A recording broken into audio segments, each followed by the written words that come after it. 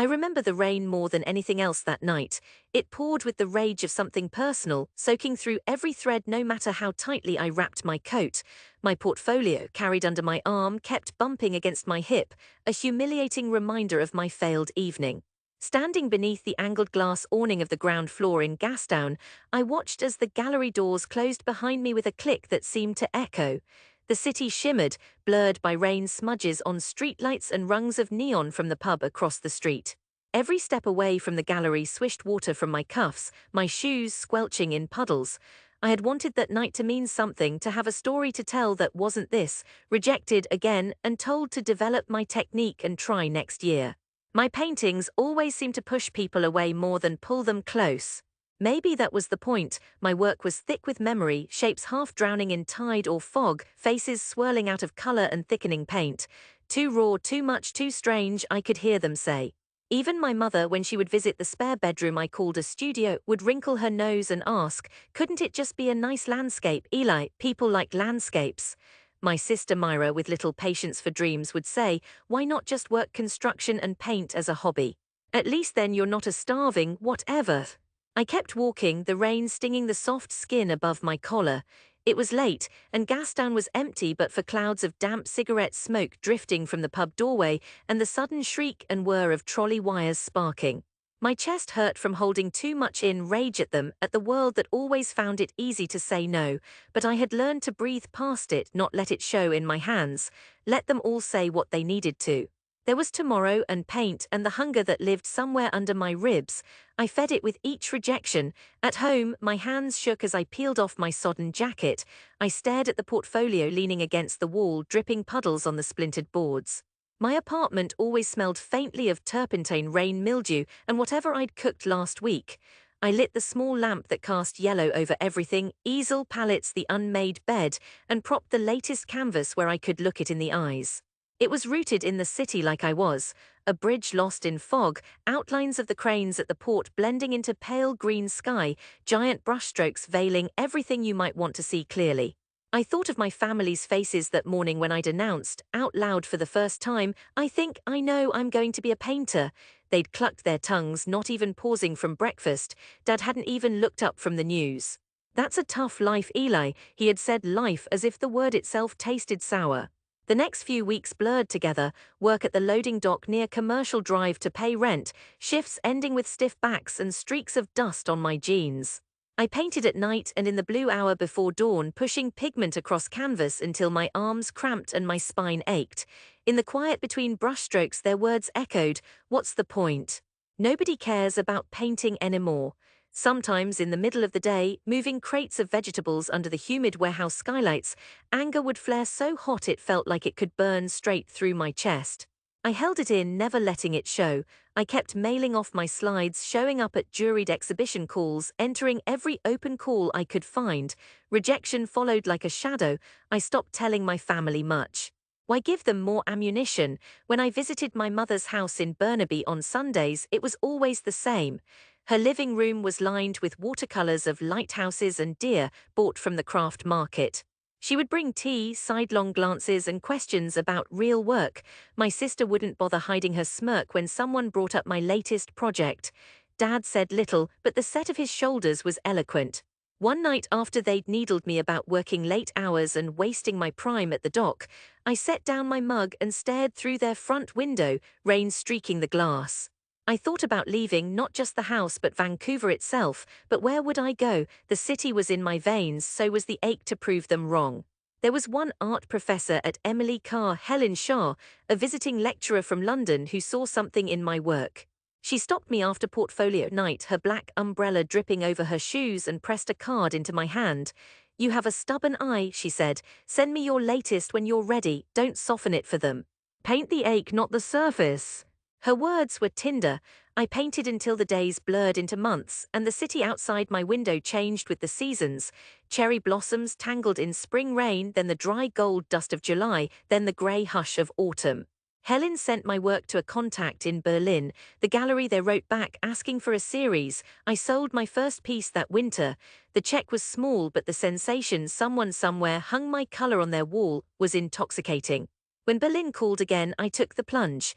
I emptied my bank account and flew alone, carrying portfolios in battered luggage and a heart half buoyed, half dreading. In Berlin, I found rooms cold but bright, galleries hidden behind crumbling facades. I painted cityscapes threaded with Vancouver's low skies and the pulse of the harbour. Exhibits led to group shows, then a solo space.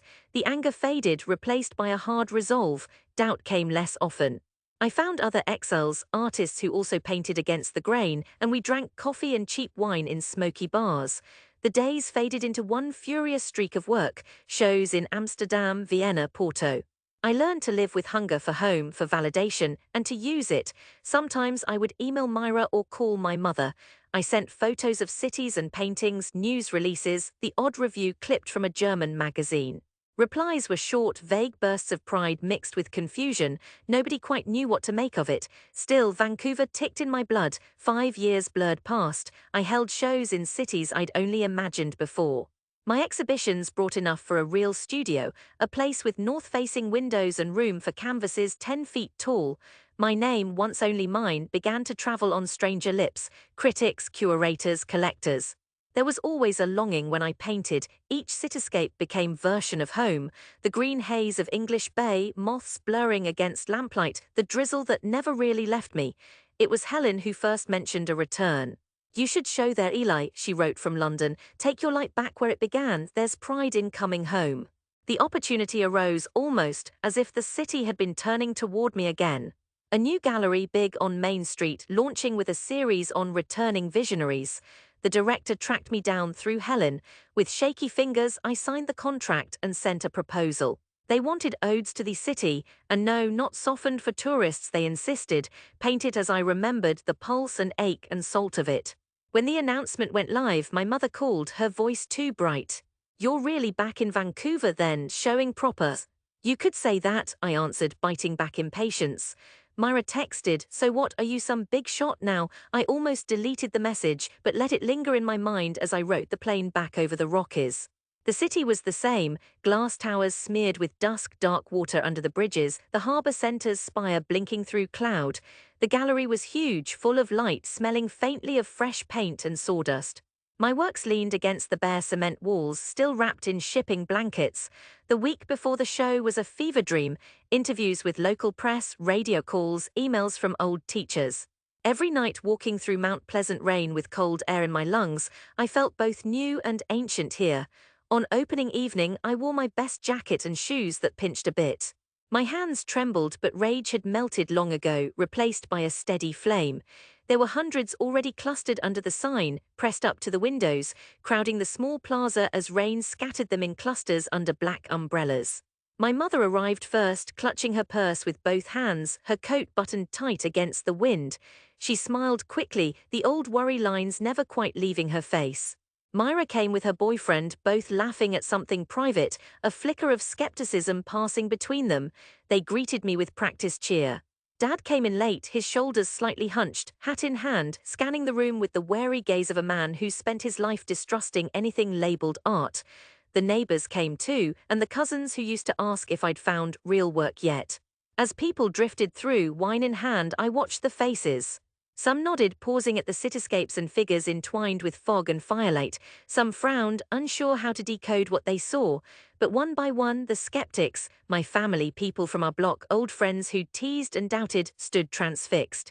At the biggest canvas, someone drew a sharp breath. It was Gastown, the night rain and light I'd painted from memory, the awnings slick with reflected color, the sense of wet cold rising up off the street.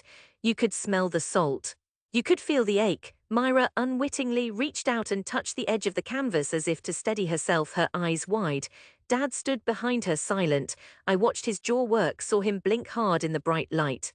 He cleared his throat, said nothing, but for the first time didn't look away.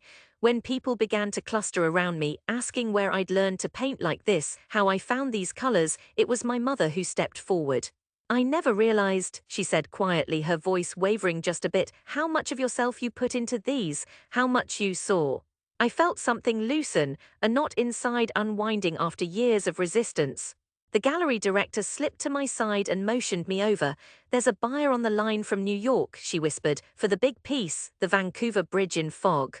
I found Myra near the far wall, staring up at a canvas that pulsed with watery light. She brushed a hand through her hair, glancing at me sidelong. "It's like something from a dream," she said, low enough that only I could hear. "I never thought, I didn't know you could do this." Resentment tried to flare, but I let it die. I only nodded, feeling a strange, buoyant peace. Outside, the city was still rainy, but for once it seemed washed clean. As the crowd thinned and the laughter and talk died away, my family lingered. Dad finally came up, staring hard at his shoes. "I'm proud of you, Eli. I know I never said so." He didn't raise his eyes, but the words were heavy, carried on years of silence. I reached out and gripped his shoulder just for a second. "Thanks, Dad." As the night deepened, I wandered the gallery's edge, watching strangers stand in front of the work that had cost me so much. Years, cold, hunger, those long, bruised nights. Each painting was a record not only of the city, but of everything I'd held back and finally released. The old rage had bled into something deeper, forgiveness not just for them, but for myself and all the wasted hours spent wishing for their approval. When the last guests trailed out, Myra stayed behind, hands shoved deep in her pockets, rain dripping off the tips of her hair. She turned to me, her voice rough. "Mom wants you over for dinner Sunday. Said she's doing your favorite."